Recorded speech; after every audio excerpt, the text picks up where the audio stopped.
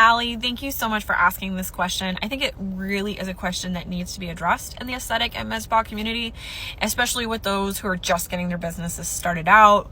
So how are you going to find all of this content that you need to post every day to get your platform to where it needs to be? It's kind of like a double-edged sword, right?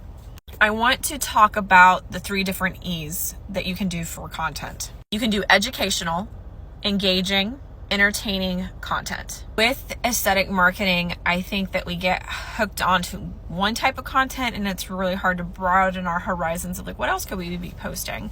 So you definitely should be posting results, not just about your services and not just an actual treatment being done, but the actual result.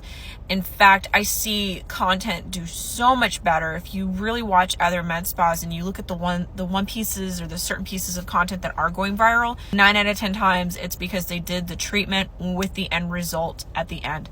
At the end of the day, all your customers really care about is your results. Next, I think it's really important to have an educational aspect to your content. So, why should people work with you?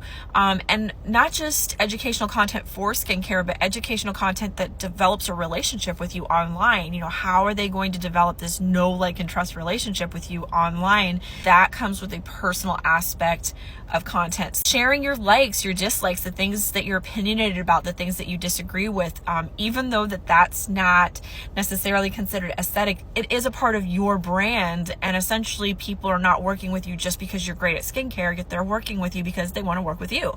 So it's really important to add that aspect into your content of get to know me, get to know, like, and trust me. Another aspect of content that you could start creating is engaging content. So getting to know your audience. If you do not know your audience and you do not know who you're speaking to, then you're kind of speaking to the air. That's not going to develop a really strong community for you. So get to know your audience, get to know what questions they have, get to know who they are as people.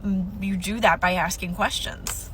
There's so many other things that we could talk about, but those are the 3 off the top of my head where I hope these give you some ideas of some different types of content that you can start creating. But with these tools, you can absolutely create at least 3 pieces of content a day: an educational, an engaging, or an entertaining piece of content, and always a result if you want to. But, by keeping that cycle going, I guarantee you if you did that for 60 days in a row, you would have an audience of at least 2,000 or more.